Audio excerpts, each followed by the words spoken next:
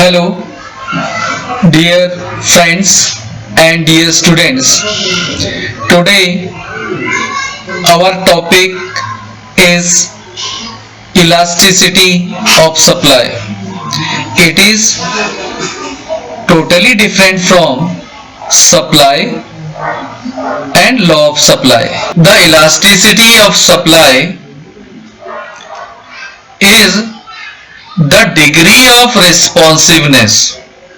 It is the degree of responsiveness due to the changes in a price of a commodity, and this changes its quantity supply is known as elasticity of supply.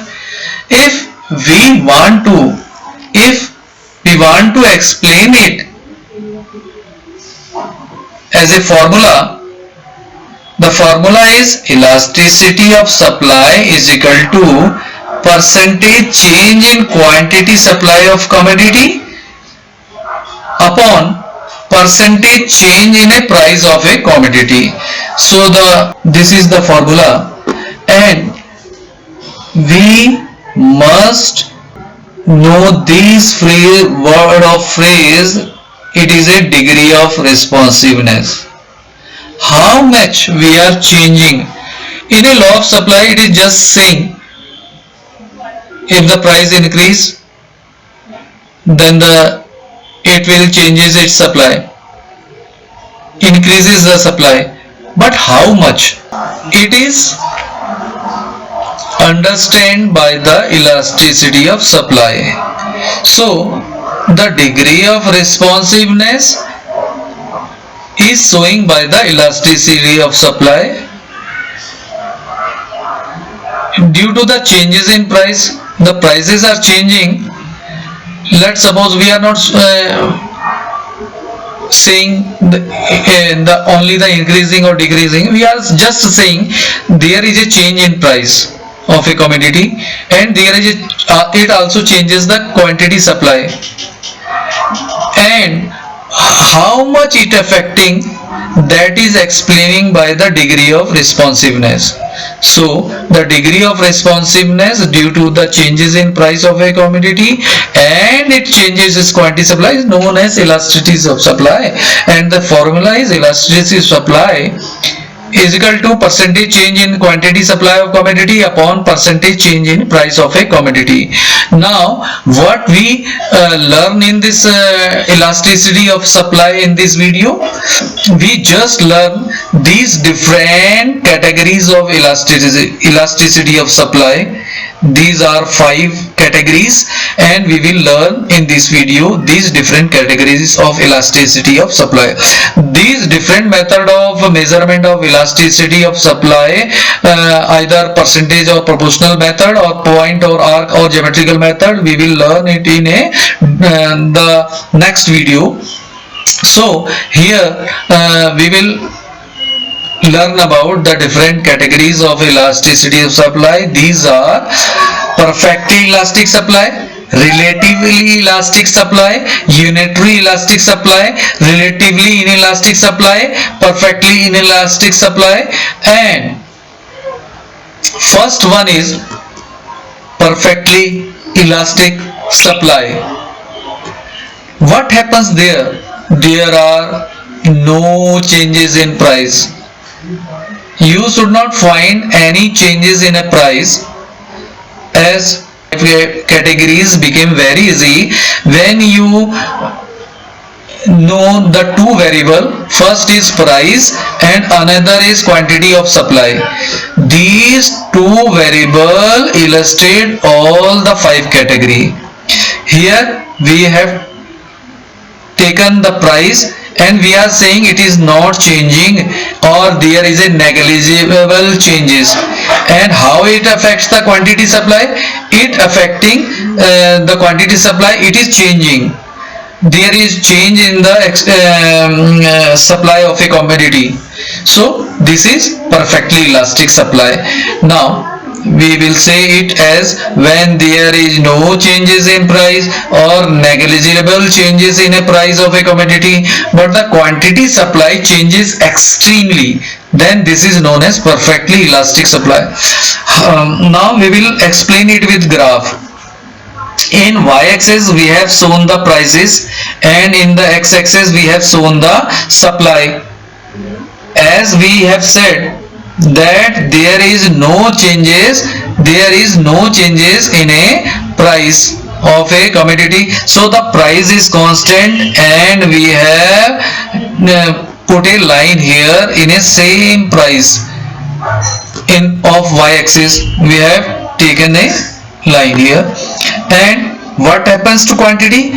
The first quantity's supply is S1 and the prices is not changing, but the supply is increasing without changing in its price. So this is a perfectly elastic demand. This one is the change which happens in the without changing in its price. This is perfectly elastic supply. The second one is relatively elastic supply. This is a relatively elastic supply, and what happens in this when there is less changes in price?